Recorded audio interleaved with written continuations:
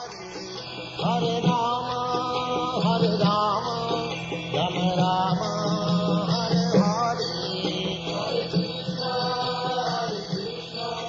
Krishna Krishna, Hare Hare. And now, chapter 23. 5 queens married by Krishna.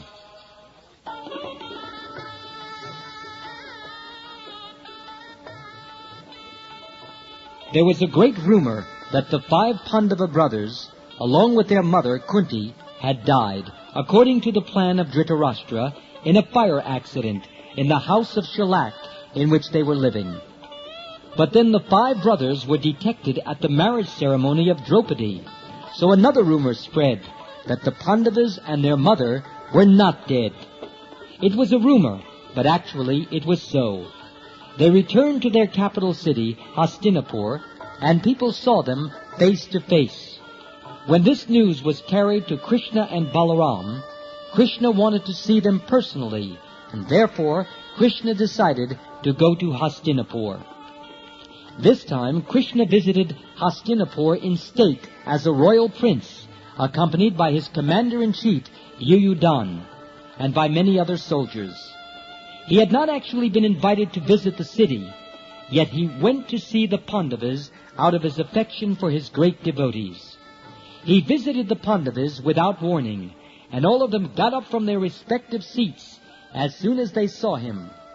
Krishna is called Mukunda because as soon as one comes in constant touch with Krishna, or sees him in full Krishna consciousness, one immediately becomes freed from all material anxieties.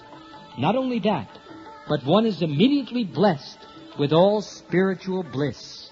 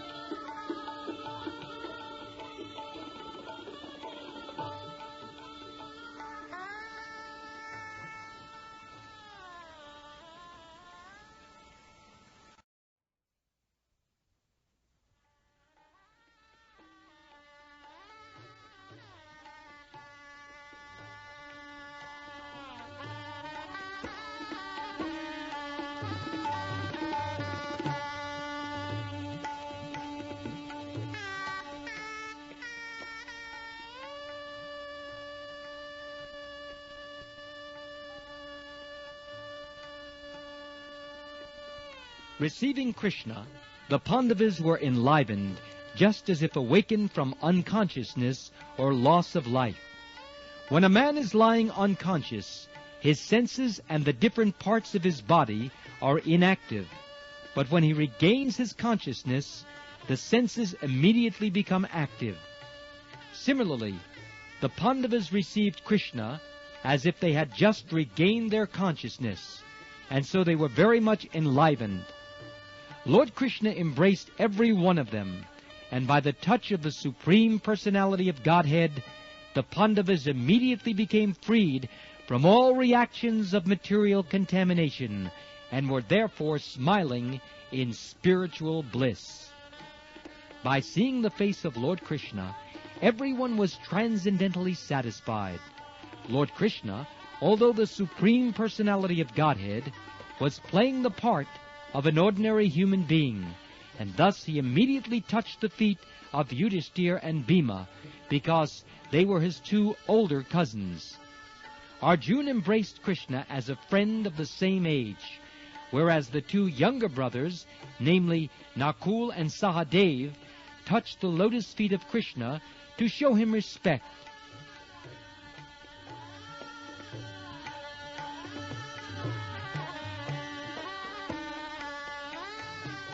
After an exchange of greetings, according to the social etiquette befitting the position of the Pandavas and Lord Krishna, Krishna was offered an exalted seat. When he was comfortably seated, the newly married Draupadi, young and very beautiful in her natural feminine gracefulness, came before Lord Krishna to offer her respectful greetings. The Yadavas, who accompanied Krishna to Hastinapur, were also very respectfully received. Specifically, Satyaki, or Yuyudan, was also offered a nice seat. In this way, when everyone was properly seated, the 5 brothers took their seats near Lord Krishna.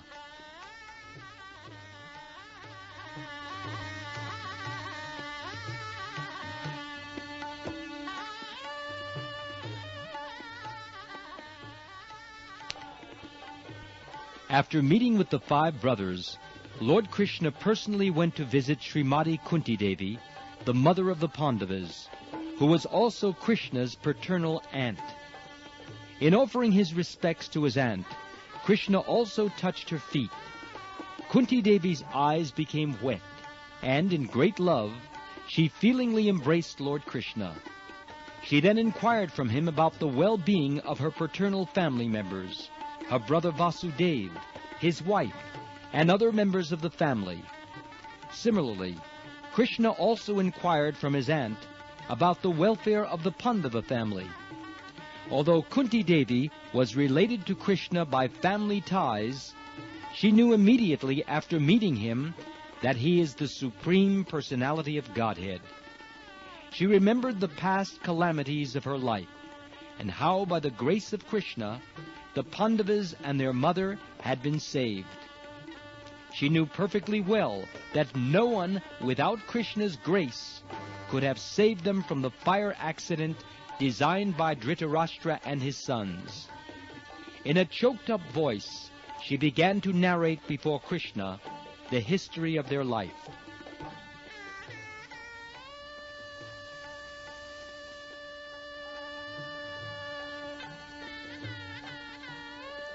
Srimati Kunti said, "My dear Krishna, I remember the day when you sent my brother Akrura to gather information about us. This means that you always remember us automatically. When you sent Akrura, I could understand that there was no possibility of our being put into danger. All good fortune in our life began when you sent Akrura to us. Since then, I have been convinced that we are not without protection. We may be put into various types of dangerous conditions by our family members, the Kurus, but I am confident that you remember us and always keep us safe and sound. Devotees who simply think of you are always immune to all kinds of material danger, and what to speak of ourselves, who are personally remembered by you.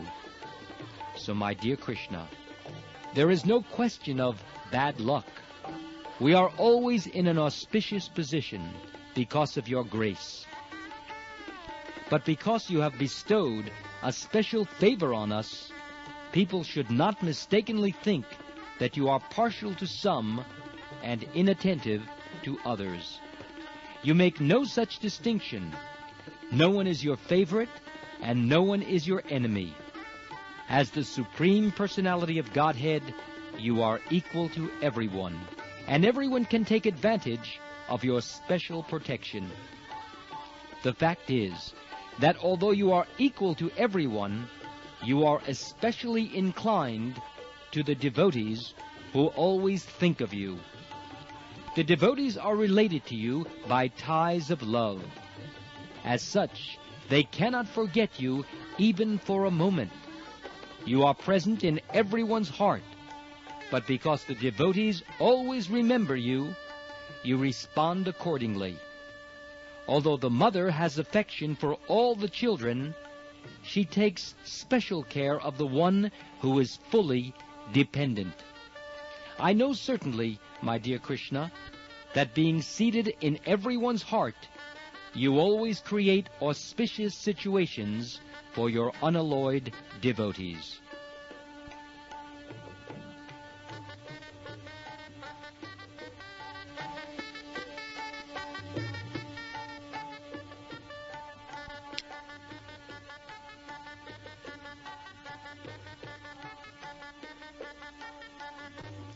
Then King Yudhishthira also praised Krishna as the Supreme Personality and universal friend of everyone. But because Krishna was taking special care of the Pandavas, King Yudhishthira said, "My dear Krishna, we do not know what sort of pious activities we have executed in our past lives that have made you so kind and gracious to us. We know very well that the great mystics who always engage in meditation to capture you do not find it easy to obtain such grace, nor can they draw any personal attention from you. I cannot understand why you are so kind to us. We are not yogis. On the contrary, we are attached to material contaminations. We are householders dealing in politics, worldly affairs. I do not know why you are so kind to us."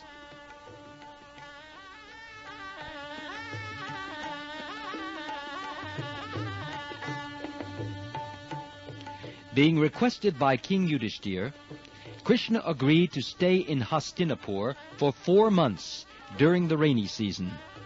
The 4 months of the rainy season are called Chaturmasya. During this period, the generally itinerant preachers and Brahmins stop at a certain place and live under rigid regulative principles. Although Lord Krishna is above all regulative principles, he agreed to stay at Hastinapur out of affection for the Pandavas. Taking this opportunity of Krishna's residence in Hastinapur, all the citizens of the town got the privilege of seeing him now and then, and thus they merged into transcendental bliss simply by seeing Lord Krishna face to face.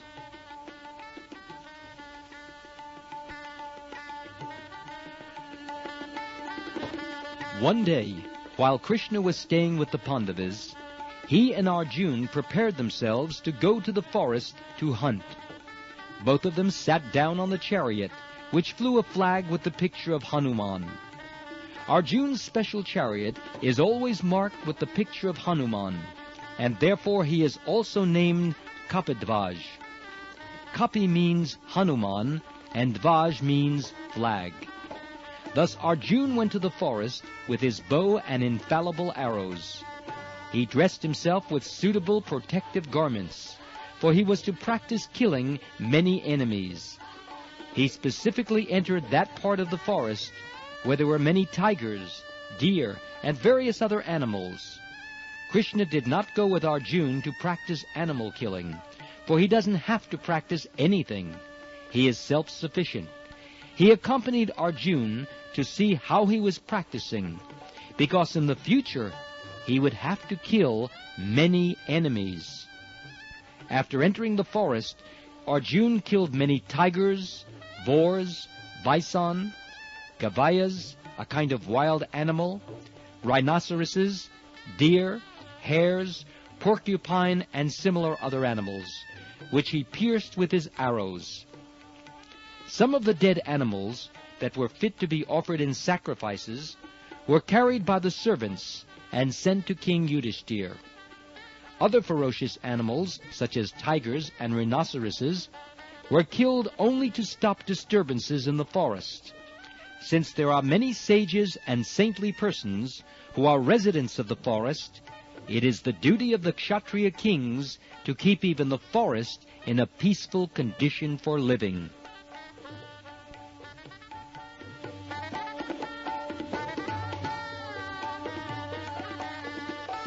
Arjuna felt tired and thirsty from hunting, and therefore he went to the bank of the Yamuna along with Krishna. Arjuna is sometimes called Krishna, as is Draupadi. When both the Krishnas, namely Krishna and Arjuna, reached the bank of the Yamuna, they washed their hands, feet, and mouths, and drank the clear water of the Yamuna. While resting and drinking water, they saw a beautiful girl of marriageable age walking alone on the bank of the Yamuna. Krishna asked his friend Arjuna to go forward and ask the girl who she was.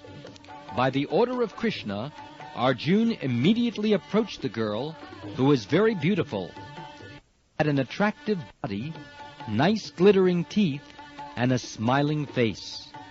Arjuna inquired, "My dear girl, you are so beautiful with your raised breasts. May I ask you who you are? We are surprised to see you loitering here alone. What is your purpose in coming here? We can guess only that you are searching after a suitable husband. If you don't mind, you can disclose your purpose. I shall try to satisfy you." The beautiful girl was the river Yamuna personified. She replied, "Sir, I am the daughter of the sun god, and I am now performing penance and austerity to have Lord Vishnu as my husband. I think he is the supreme person, and just suitable to become my husband.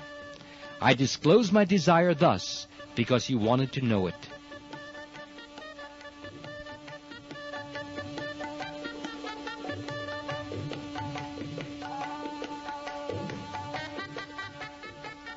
The girl continued, "My dear sir, I know that you are the hero Arjun, so I may further say that I shall not accept anyone as my husband besides Lord Vishnu, because he is the only protector of all living entities, and the bestower of liberation for all conditioned souls.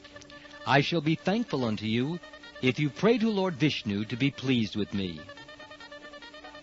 The girl Yamuna knew it well that Arjun was a great devotee of Lord Krishna, and that if he would pray, Krishna would never deny his request. To approach Krishna directly may sometimes be futile, but to approach Krishna through his devotees is sure to be successful. She further told Arjun, "My name is Kalindi, and I live within the water of the Yamuna. My father was kind enough to construct a special house for me within the waters of the Yamuna, and I have vowed to remain in the water as long as I cannot find Lord Krishna."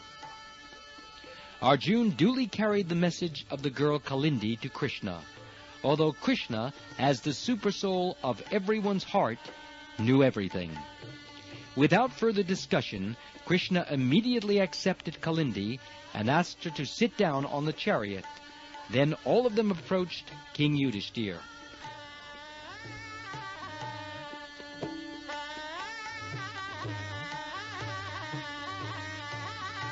After this, Krishna was asked by King Yudhishthira to help in constructing a suitable house to be planned by the great architect Vishvakarma, the celestial engineer in the heavenly kingdom.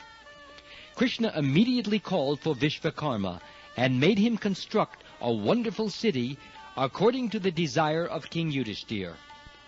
When this city was constructed, Maharaj Yudhishthira requested Krishna to live with them a few days more to give them the pleasure of his association. Lord Krishna accepted the request of Maharaj Yudhishthira and remained there for many days more. In the meantime, Krishna engaged in the pastime of offering Khandava forest, which belonged to King Indra. Krishna wanted to give it to Agni, the fire god. Khandava forest contained many varieties of drugs, and Agni required to eat them for rejuvenation. Agni, however, did not touch Khandava forest directly, but requested Krishna to help him. Agni knew that Krishna was very much pleased with him, because he had formerly given him the Sudarshan disc. So in order to satisfy Agni, Krishna became the chariot driver of Arjun, and both went to the Khandava forest. After Agni had eaten up the Khandava forest, he was very much pleased. This time he offered a specific bow known as Gandiv, 4 white horses, 1 chariot, and an invincible quiver with 2 specific arrows considered to be talismans, which had so much power that no warrior could counteract them. When the Khandava forest was being devoured by the fire god Agni, there was a demon of the name Maya, who was saved by Arjun from the devastating fire. For this reason, the former demon became a great friend of Arjun, and in order to please Arjun, he constructed a nice assembly house within the city constructed by Vishvakarma.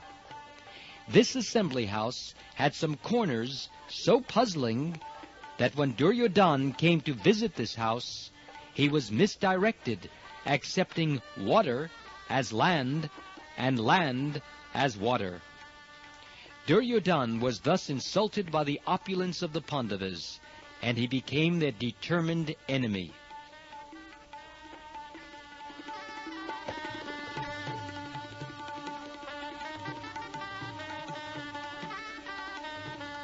After a few days, Krishna took permission from King Yudhishthira to return to Dwarka. When he got permission, he went to his country accompanied by Satyaki, the leader of the Yadus, who were living in Hastinapur with him. Kalindi also returned with Krishna to Dwarka. After returning, Krishna consulted with many learned astrologers to find the suitable moment at which to marry Kalindi, and then he married her with great pomp. This marriage ceremony gave much pleasure to the relatives of both parties, and all of them enjoyed the great occasion. The kings of Avantapur, now known as Ujjain, were named Vinda and Anuvinda. Both kings were under the control of Duryodhana.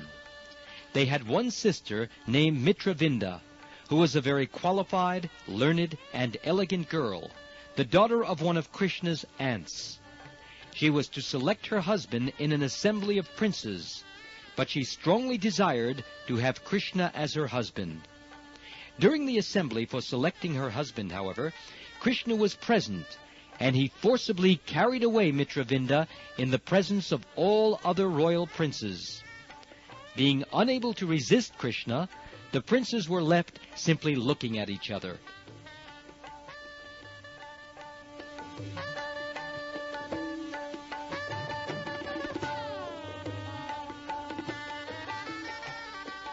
After this incident, Krishna married the daughter of the king of Koshal.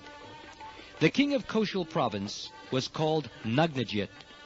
He was very pious and was a follower of the Vedic ritualistic ceremonies. His most beautiful daughter was named Satya. Sometimes Satya was called Nagnajiti, for she was the daughter of King Nagnajit.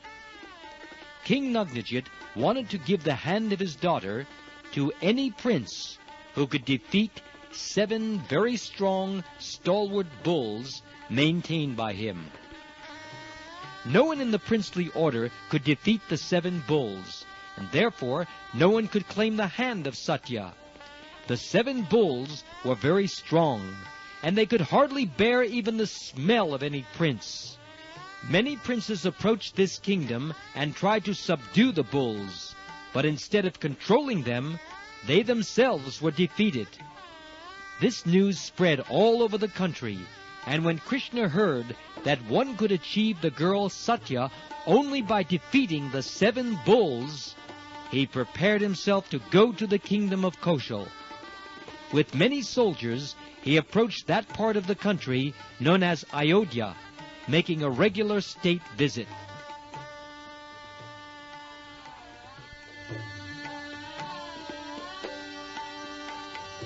When it was known to the king of Koshal that Krishna had come to ask the hand of his daughter, he was very pleased. With great respect and pomp, he welcomed Krishna to the kingdom.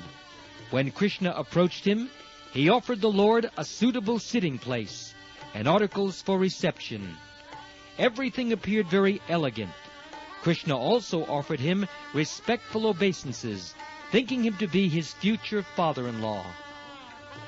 When Satya, the daughter of King Nagnajit, understood that Krishna himself had come to marry her, she was very much pleased that the husband of the goddess of fortune had so kindly come there to accept her. For a long time she had cherished the idea of marrying Krishna and was following the principles of austerities to obtain her desired husband.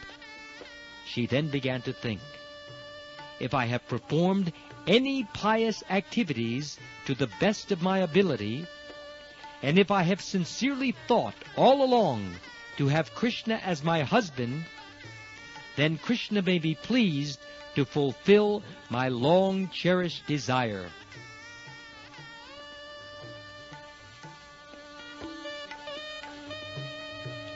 She began to offer prayers to Krishna mentally, thinking, I do not know how the Supreme Personality of Godhead can be pleased with me. He is the Master and Lord of everyone. Even the Goddess of Fortune, whose place is next to the Supreme Personality of Godhead, and Lord Shiva, Lord Brahma, and many other demigods of different planets, always offer their respectful obeisances unto the Lord.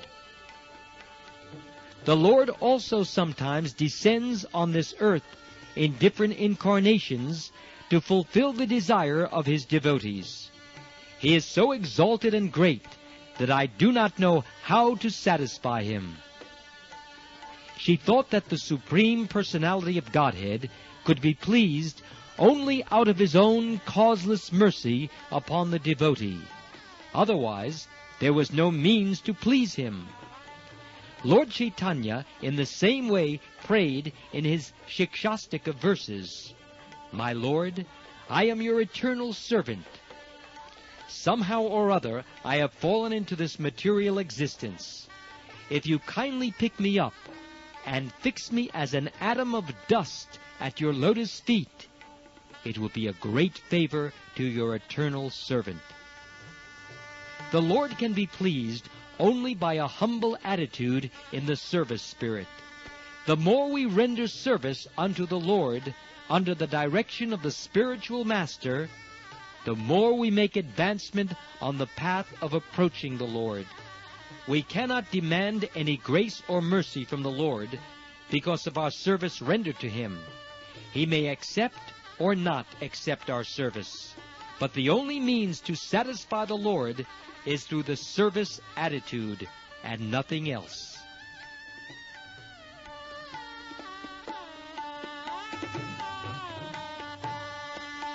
King Nagnajit was already a pious king, and having Krishna in his palace, he began to worship Lord Krishna to the best of his knowledge and ability. He presented himself before the Lord thus: "My dear Lord, you are the proprietor of the whole cosmic manifestation, and you are Narayan, the resting place of all living creatures. You are self-sufficient and pleased with your personal opulences. So how can I offer you anything? And how could I please you by such an offering? It is not possible, because I am an insignificant living being. Actually, I have no ability to render any service unto you.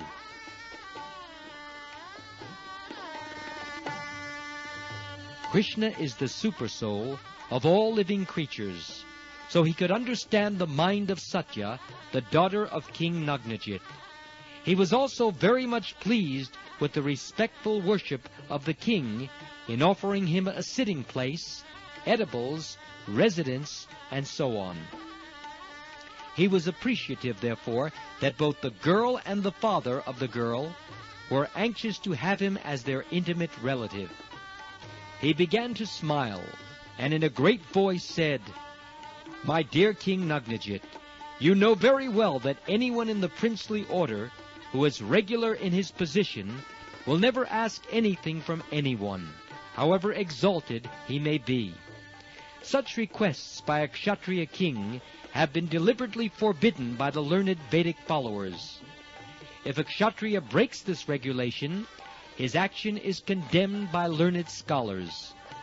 But in spite of this rigid regulative principle, I am asking you for the hand of your beautiful daughter, just to establish our relationship in return for your great reception of me. You may also be pleased to be informed that in our family tradition there is no scope for our offering anything in exchange for accepting your daughter. We cannot pay any price you may impose for delivering her." In other words, Krishna wanted the hand of Satya from the king without fulfilling the condition of defeating the 7 bulls.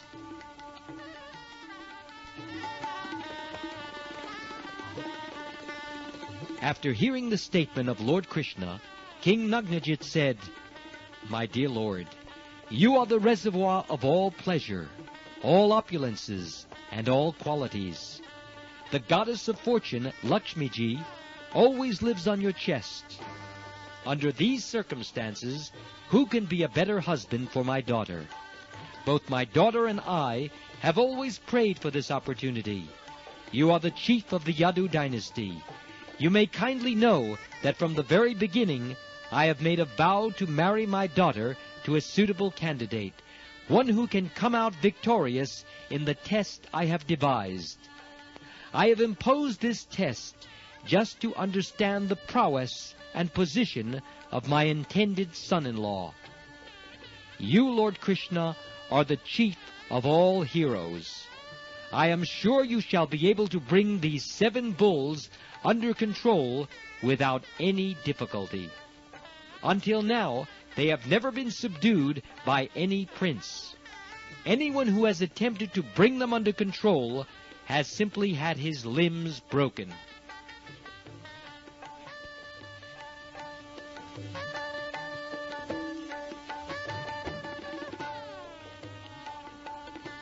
King Nagnajit continued his request. Krishna, if you'll kindly bridle the 7 bulls and bring them under control, then undoubtedly you will be selected as the desired husband of my daughter Satya. After hearing this statement, Krishna could understand that the king did not want to break his vow. Thus, in order to fulfill his desire, he tightened his belt and prepared to fight with the bulls. He immediately divided himself into 7 Krishnas, and each one of them immediately caught hold of a bull and bridled its nose, thus bringing it under control as if it were a plaything. Krishna's dividing himself into 7 is very significant. It was known to Satya, the daughter of King Nagnajit, that Krishna had already married many other wives, but still she was attached to Krishna. In order to encourage her, Krishna immediately expanded himself into 7. The purport is that Krishna is one, but he has unlimited forms of expansions. He married many thousands of wives, but this does not mean that while he was with one wife, the others were bereft of his association. Krishna could associate with each and every wife by his expansions.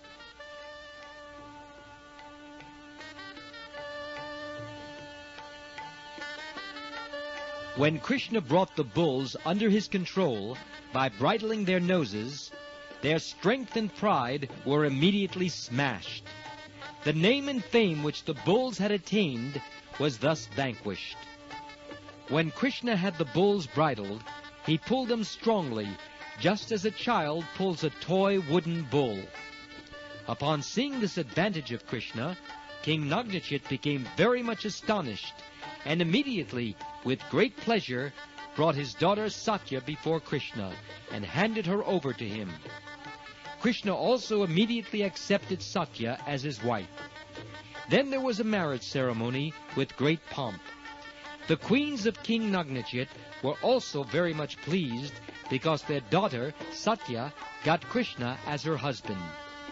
Since the king and queens were very pleased on this auspicious occasion, there was a celebration all over the city in honor of the marriage.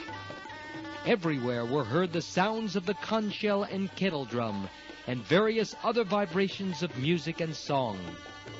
The learned Brahmins showered their blessings upon the newly married couple. In jubilation, all the inhabitants of the city dressed themselves with colorful garments and ornaments. King Nagnajit was so pleased that he gave a dowry to his daughter and son-in-law as follows.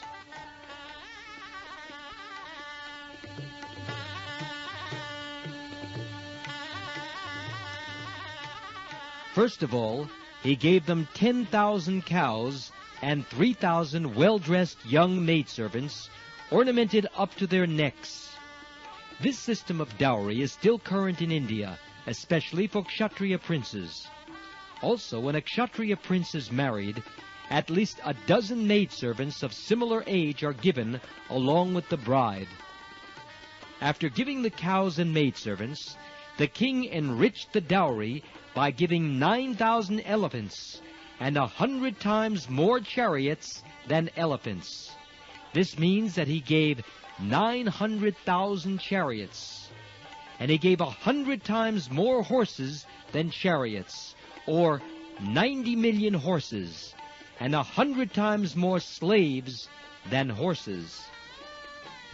Royal princes maintain such slaves and maidservants with all provisions, as if they were their own children or family members. After giving this dowry, the king of the coastal province bade his daughter and great son-in-law be seated on a chariot, and allowed them to go to their home, guarded by a division of well-equipped soldiers. As they traveled fast to their new home, his heart was enlivened with affection for them.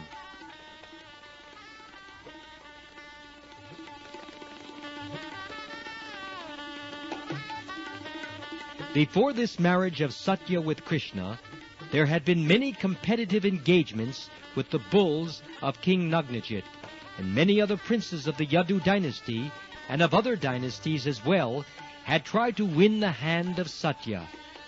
When the frustrated princes of the other dynasties heard that Krishna was successful in getting the hand of Satya by subduing the bulls, naturally they became envious. While Krishna was traveling to Dwarka, all the frustrated and defeated princes encircled him and began to shower their arrows on the bridal party. When they attacked Krishna's party and shot arrows like incessant torrents of rain, Arjuna, the best friend of Krishna, took charge of the challenge, and he alone very easily drove them off to please his great friend Krishna on the occasion of his marriage. He immediately took up his bow, Gandiv, and chased away all the princes. Exactly as a lion drives away all other small animals simply by chasing them, Arjuna drove away all the princes without killing even one of them. After this, the chief of the Yadu dynasty, Lord Krishna, along with his newly married wife and a huge dowry, entered the city of Dwarka with great pomp. Krishna then lived there with his wife very peacefully.